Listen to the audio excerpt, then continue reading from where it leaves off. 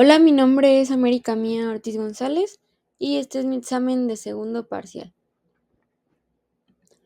Comenzando explicaré la descripción de los artículos del 35 al 116. El artículo 35 nos dice que las duraciones de trabajo pueden ser por obra o por tiempo determinado, por temporada, por tiempo indeterminado, prueba o capacidad inicial. Posteriormente, el artículo 36 nos dice que el señalamiento de una hora determinada puede únicamente estipularse cuando lo exija su naturaleza. Posteriormente, el artículo 37 nos dice que el señalamiento de un tiempo determinado puede únicamente estipularse en los casos siguientes: cuando lo exija la naturaleza del trabajo que se va a presentar, cuando tenga por objeto sustituir temporalmente a otro trabajador y en otros casos previstos por la ley. El artículo 38 nos dice que las relaciones de trabajo para la explotación de minas que carezcan de minerales o para la restauración de minas abandonadas pueden ser por tiempo u obra determinado o para la inversión del capital determinado. El capital determinado se refiere a que cuando el jefe se le acaben los recursos, pues no va a ser necesario la recontratación. El artículo 39 nos dice que si venció el tiempo que se hubiera fijado subsistente a la materia del trabajo, la relación quedará prorrogada por tanto el tiempo que perdure, por el tiempo que perdure dicha circunstancia.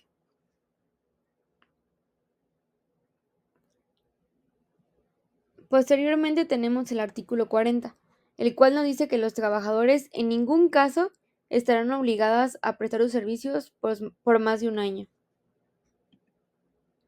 El artículo 41 nos dice que la substitución del patrón, o sea que cambien de patrón, no afectará las relaciones de trabajo de la empresa o establecimiento. El artículo 42 nos dice que las diversas causas de suspensión, nos habla de las diversas causas de suspensión temporal de las obligaciones de prestar servicios y pagar el salario, sin responsabilidad para el trabajador o para el patrón. Un ejemplo sería la enfermedad contagiosa del trabajador, incapacidad temporal, esto siempre que no sea ocasionado por un accidente o enfermedad que haya sido generado por el trabajo. Posteriormente nos encontramos con el artículo 44, el cual nos dice que cuando los trabajadores sean llamados para servir en Guardia Nacional, el tiempo de servicio se tomará en consideración para determinar su antigüedad. Tenemos el artículo 45, que nos dice que el trabajador deberá regresar a su trabajo al día siguiente de la fecha en que termine la causa de suspensión y dentro de los 15 días siguientes a la terminación de la causa de suspensión, dependiendo las fracciones. Posteriormente tenemos el artículo 46, que nos dice que el patrón o el trabajador podrá rescindir en cualquier tiempo la relación de trabajo por causa justificada sin incurrir en responsabilidad. Y el artículo 47 nos dice que son causas de rescisión de las relaciones de trabajo sin responsabilidad para el patrón, engañar al trabajador o, en su caso, el sindicato que lo hubiese propuesto o recomendado, con certificados falsos o referencias en las que se atribuyen al trabajador capacidad, aptitudes o facultades de las cuales éste carezca. Cometer el trabajador contra alguno de sus compañeros cualquiera de los actos enumerados en las fracciones, que también se muestran en este capítulo 47, ocasionar al trabajador los perjuicios de que habla la fracción 4 del mismo artículo, en los edificios, obras, maquinarias, instrumentos, materiales, primas y además objetos relacionados con el trabajo, entre otras causas que hacen que se denigre a la empresa. Posteriormente tenemos el artículo 48, el cual nos habla que el trabajador podrá solicitar que se reinstale en el trabajo que desempeña o que en su caso también, si de no poderse, se le indemnice. El artículo 49 nos habla de que la persona empleadora quedará eximida de obligaciones de reinstalar a la persona mediante el pago de instalaciones que se determinan en el artículo siguiente.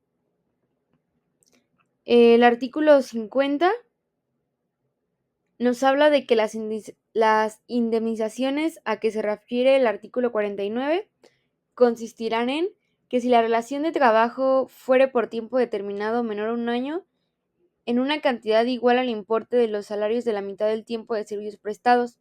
Si excediera de un año, en una cantidad igual al importe de los salarios de 6 meses por el primer año y de 20 días por cada uno de los años siguientes en que hubiese prestado su servicio. Más adelante haremos un problema sobre estos artículos. Y ahora explicaremos rápidamente los artículos del 51 al 116. El artículo 51 nos habla de las causas de rescisión de la relación de trabajo, sin responsabilidad para el trabajador. El artículo 52 nos habla que el trabajador podrá separarse de su trabajo dentro de los 30 días siguientes a la fecha en la que se dé cualquiera de las causas anteriormente mencionadas, y tendrá derecho a que el patrón lo indemnice en los términos del artículo 50. Luego tenemos el artículo 53, que nos habla de las causas de terminación de las relaciones de trabajo, como puede ser el mutuo consentimiento de las partes, la muerte del trabajador, la incapacidad física o mental inhabilitada que presenta el trabajador, que haga imposible la prestación del trabajo, entre otras. El artículo 54 nos habla de que si la incapacidad proviene de un riesgo no profesional, el trabajador tendrá derecho a que se le pague un mes de salario y 12 días por cada año servido. El artículo 55 nos habla de que si en el juicio correspondiente no comprueba el patrón las causas de terminación, tendrá el trabajador los derechos consignados en el artículo 48. Posteriormente tenemos el artículo 50, la cual nos habla de la jornada diurna, que es la comprendida entre las 6 y las 20 horas, y jornada nocturna, que es la comprendida entre las 20 y las 6 horas. El artículo 61 nos habla de la duración máxima en la jornada será de 8 horas y en la diurna y 7 la nocturna. Y en las mixtas será de 7 horas y media. El artículo 67 nos habla de que las horas de trabajo a que se refiere el artículo 65, que dice que en los casos de siniestro o riesgo inminente en que peligre la vida del trabajador, se retribuirá con una cantidad igual a la que corresponda a cada una de las horas de la jornada. Tenemos el artículo 71, el cual nos habla de que en los reglamentos de la Ley Federal del Trabajo se procura que el día de descanso semanal sean los domingos.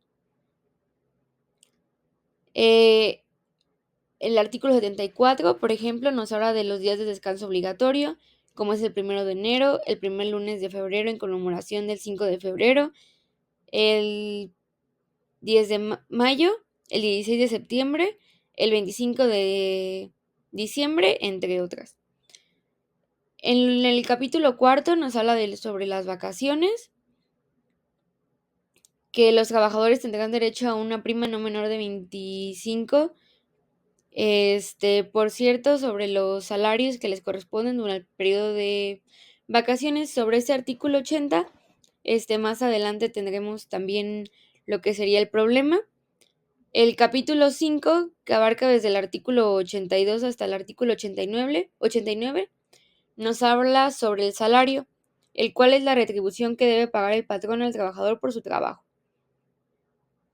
El capítulo 6 nos habla sobre el salario mínimo. Este capítulo abarca del artículo 90 hasta el artículo 97 y nos dice que el salario mínimo es la cantidad menor que debe recibir en efectivo la persona trabajadora por los servicios prestados en una jornada del trabajo. El capítulo 7 nos habla de las normas protectoras y privilegios del salario. Esta abarca desde el capítulo 98 hasta el capítulo 116, que sería nuestra terminación de este examen, el cual nos habla de las normas protectoras y privilegios del salario. En este capítulo 7 nos habla de que los trabajadores dispondrán libremente de sus salarios. Cualquier disposición o medida que que afecte a este derecho será nula.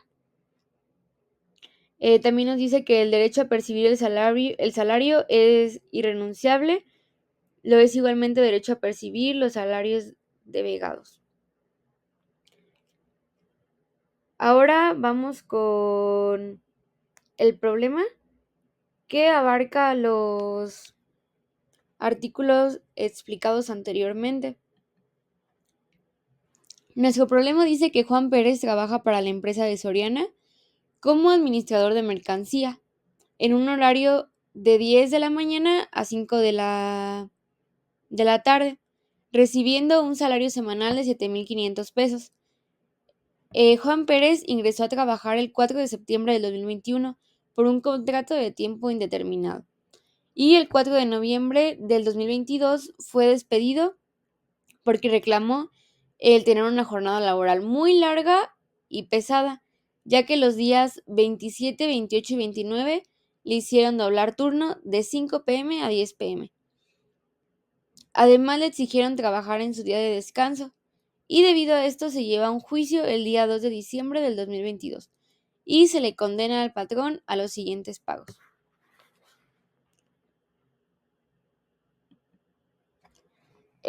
A continuación tenemos lo que es la resolución, que habla sobre la indemnización constitucional.